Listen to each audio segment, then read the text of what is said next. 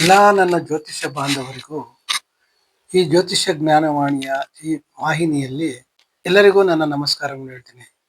ಇವತ್ತು ಕುಂಭ ಲಗ್ನ ಅಥವಾ ಕುಂಭ ರಾಶಿಯವರಿಗೆ ಆ ಉಚ್ಚ ಗುರುವಿನ ಗೋಚಾರ ಫಲವನ್ನು ನಾವು ಹೇಳುವವರಿದ್ದೀವಿ. ಈ ಕುಂಭ ಲಗ್ನ ಅಥವಾ ಕುಂಭ ರಾಶಿಯವರಿಗೆ ಲಗ್ನದಿಂದ 6ನೇ ಮನೆಯಲ್ಲಿ ಗುರು ಸಂಚಾರ ಮಾಡ್ತಾ ಇದ್ದಾನೆ. ಉಚ್ಚ ಗುರು ಸಂಚಾರ ಮಾಡ್ತಾ ಇದ್ದಾನೆ. ಈ ಉಚ್ಚ ಗುರು ಸಂಚಾರ ಮಾಡ್ತಾ ಇದ್ದಾನೆ. ಮತ್ತೆ ಈ ಲಗ್ನಕ್ಕೆ 2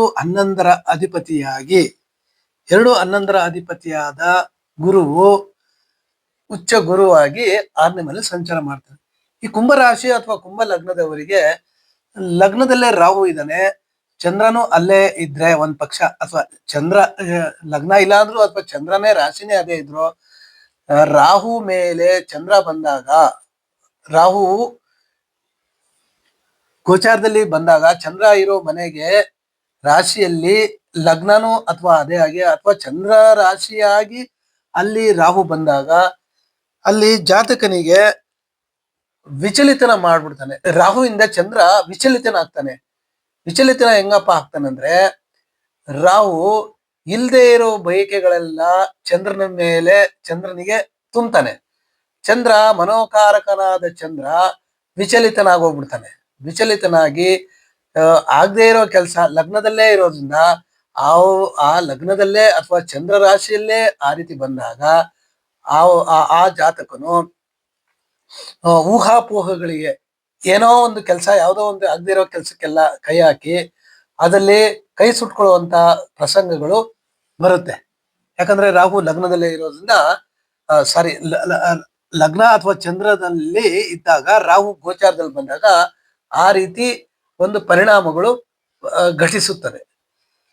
ಇನ್ನ ಇಲ್ಲಿ ನಾವು ಗುರುವಿನ ಗೋಚಾರದ ಫಲ ಹೇಳ್ಬೇಕಂದ್ರೆ 2 ಅಧಿಪತಿಯಾಗಿ ಅಲ್ಲಿಂದ 6ರಲ್ಲಿ ಕೂತ್ಕೊಂಡಿದ್ದಾನೆ. ಅಂದರೆ ಅಲ್ಲಿಂದ 6ರಲ್ಲಿ ಕೂತ್ಕೊಂಡು ಇಲ್ಲಿ ದಶಮ ಸ್ಥಾನವನ್ನು ನೋಡ್ತಾನೆ, ಮತ್ತೆ 12ನೇ ಮನೆಯನ್ನು ನೋಡ್ತಾನೆ, ಮತ್ತೆ 2ನೇ ಮನೆಯನ್ನು ನೋಡ್ತಾನೆ. ಈ ರೀತಿ ನೋಡುವಾಗ ಏನಪ್ಪಾ ಆಗುತ್ತಂದ್ರೆ, ಈ ಲಗ್ನಾಧಿಪತಿ ಗುರು 2ನೇ ಮನೆಯಲ್ಲಿ ಇದ್ದಾಗ ಧನಯೋಗವನ್ನು ಕೊಡ್ತಾನೆ. ಯಾಕಂದ್ರೆ ಲಗ್ನಾಧಿಪತಿ ದ್ವಿತೀಯದಲ್ಲಿ ಇದ್ದಾಗ ಧನಯೋಗವನ್ನು ಸಿಗುತ್ತೆ. ಅದೇ ಜೂನ್ 2ರಿಂದ 6ನೇ ಮನೆಯಲ್ಲಿ ಗುರು ಇದ್ದು, ಅಲ್ಲಿಂದ ಉಚ್ಚ ಗುರು ಇದ್ದು ಅಲ್ಲಿಂದ 2ನೇ ಮನೆಯನ್ನು ನೋಡುವಾಗ ಲಗ್ನಾಧಿಪತಿನೇ 2ನೇ ಮನೆಯಲ್ಲಿ ಕೂತ್ಕೊಂಡು ಅಲ್ಲಿ ಅವನು ದಶಮ ಸ್ಥಾನವನ್ನು ನೋಡಿ, ಮತ್ತೆ 12ನೇ ಮನೆಯನ್ನು ನೋಡಿ 2ನೇ ಮನೆಯನ್ನು ನೋಡುವಾಗ ಅಲ್ಲಿ ಲಗ್ನಾಧಿಪತಿ ದ್ವಿತೀಯಾಧಿಪತಿನೇ 2ನೇ ಮನೆಯನ್ನು ನೋಡುವಾಗ ಅಲ್ಲಿ ಧನವೃದ್ಧಿ ಆಗುವಂತ ಎಲ್ಲಾ ಸಾಧ್ಯತೆಗಳು ಉಂಟು. ಧನವೃದ್ಧಿ ಏನೋ ಆಗುತ್ತೆ. But at the same time ಇಲ್ಲಿ 12ನೇ ಮನೆಯನ್ನು ನೋಡುವಾಗನು, ಮತ್ತೆ ಇಲ್ಲಿ 6ನೇ ಮನೆ ರೋಗ ಋಣ ರಿಪು ಅಂತ ಹೇಳ್ತೀವಿ, ಅವನು 6ನೇ ಮನೇಲಿ ಕೂತ್ಕೊಂಡು 12ನೇ ಮನೆ ನೋಡುವಾಗ ಈ ಗುರುನೇ ಎಲ್ಲ ಒಂದು ಯಾವುದೇ ಒಂದು ವ್ಯಾಧಿಗೆ ಮೂಲ ಕಾರಕನಾಗಿ ಆ ಗುರು ವ್ಯಾಧಿಗಳನ್ನ ಕೊಡ್ತಾನೆ. ಅದರಿಂದ ಈ ರೀತಿ ಇದ್ದಾಗ ಮೊದಲೇ ಯಾವ್ದಾದ್ರು ವ್ಯಾಧಿಗಳಲ್ಲಿ ನರಳ್ತಾ ಇದ್ರೆ ಅವರು ಟ್ರೀಟ್ಮೆಂಟ್ಗಳು ತಗೋಬೇಕು. ಯಾಕಂದ್ರೆ 12ನೇ ಮನೆಯನ್ನು ನೋಡಿ 2ನೇ ಮನೆಯನ್ನು ನೋಡುವಾಗ, 12ನೇ ಮನೆ 2ನೇ ಮನೆ ನೋಡುವಾಗ ಆ ಕಡೆ ದುಡ್ಡನ್ನು ವೃದ್ಧಿ ಮಾಡ್ತಾನೆ, ಈ ಕಡೆ ಖರ್ಚು ಮಾಡಿಸ್ತಾನೆ. ಈ ರೀತಿ ಗುರು ಈ ಗೋಚಾರ ಫಲದಲ್ಲಿ ಸ್ವಲ್ಪ ಫ್ಲಕ್ಚುಯೇಷನ್ ತರ್ತಾನೆ. ಮತ್ತೆ ಇಲ್ಲಿ ಏನಪ್ಪಾ ಅಂದ್ರೆ 2, 6, 10 ಅಂದ್ರೆ ಅರ್ಥ ತ್ರಿಕೋಣಗಳು ಆಕ್ಟಿವ್ ಆಗುತ್ತೆ. ಅರ್ಥ ತ್ರಿಕೋಣಗಳು ಆಕ್ಟಿವ್ ಆದಾಗ ಅವ್ರಿಗೆ ಧನವೃದ್ಧಿ ಅಂತೂ ಇದ್ದೇ ಇರುತ್ತೆ. ಯಾಕಂದ್ರೆ ಲಗ್ನಾಧಿಪತಿ ದ್ವಿತೀಯದಲ್ಲಿ ಇದ್ದು ದ್ವಿತೀಯ ಸ್ಥಾನ ತನ್ನ ನವಮ ದೃಷ್ಟಿಯಿಂದ ದ್ವಿತೀಯ ಸ್ಥಾನವನ್ನು ನೋಡುವಾಗ ಅಲ್ಲಿ ಧನವೃದ್ಧಿ ಇರುತ್ತೆ. ಸ್ವಲ್ಪ ಲಾಸು ಮಾಡಿಸ್ತಾನೆ.